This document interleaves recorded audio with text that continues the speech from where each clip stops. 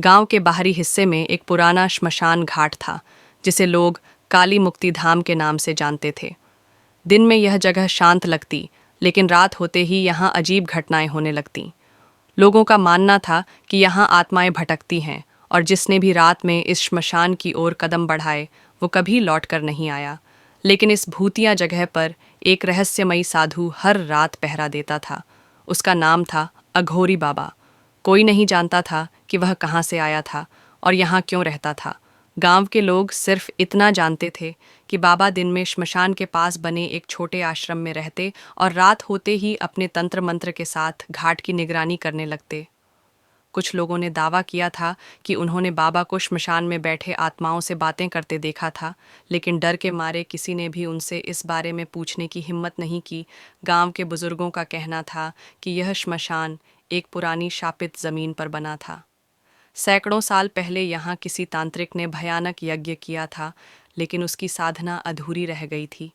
तभी से यहाँ अजीब घटनाएं होती थीं। रात में जलती हुई चिताएं अपने आप बुझ जातीं, हवा में अजीब सी सरसराहट होती, और कभी कभी किसी के रोने की आवाज़ आती।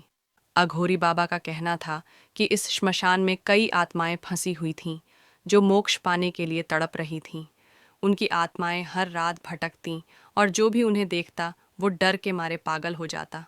बाबा ने गांव वालों से कहा था कि कोई भी रात में श्मशान की ओर न आए, वरना उसकी जान को खतरा हो सकता है। एक दिन गांव के कुछ युवकों ने हिम्मत की और ठान लिया कि वे बाबा की सच्चाई पता करके रहेंगे। वे रात को छुपकर श्मशान घाट तक गए और एक पेड़ के पीछे छिप गए। रात के ठीक 12 बजे अघोरी बाबा घाट पर पहुंचे। उनके हाथ में एक त्रिशूल था और वे चारों ओर भभूत छिड़क रहे थे। अचानक हवा तेज चलने लगी, चिताओं की आग बिना वजह भड़कने लगी और चारों तरफ अजीब अजीब परछाइयां दिखने लगीं। तभी युवकों ने देखा कि एक चिता के पास एक अजीब सा धुआं बनने लगा। उस धुएं से एक डरावनी आकृति निकलने लगी, आधी जली हुई, आंखों से आग उगलती एक आत्मा। बाबा जोर से बोले, ठहर जा, तेरा मोक्ष अभी नहीं हुआ, तू इस जगह से नहीं जा सकती। लेकिन वह आत्मा जोर से चिल्लाई, मुझे छोड़ो, मैं तुम्हारी नहीं सुनूंगी। बाबा ने मंत्र पढ़ना शुरू किया, लेकिन तभी आत्मा जोर से हंसने लगी और अचानक बाबा के ऊपर झपट पड़ी। युवकों ने देखा कि बाबा अपनी पूरी शक्ति से आत्मा को रोकने की कोशिश कर रहे थे, लेकिन कुछ ही पलों में बाबा और वह आत्मा दोनों एक गहरे अंधेरे में समा गए। युवकों ने डर के मारे भागना चाहा, लेकिन उनके पैर जमीन से चिपक गए थे। हवा और तेज हो गई और उन्हें ऐसा लगा जैसे कोई अदृश्य ताकत उन्हें खींच रही हो। किसी तरह वे अपनी पूरी ताकत लगाकर वहां से भागे और सीधा गांव पहुंचे। अगली सुबह गांव वालों को जब यह बात पता चली तो वे श्मशान घाट पहुंचे, लेकिन वहां बाबा का कोई निशान नहीं था, ना उनके पैरों के निशान, ना ही उनका त्रिशूल।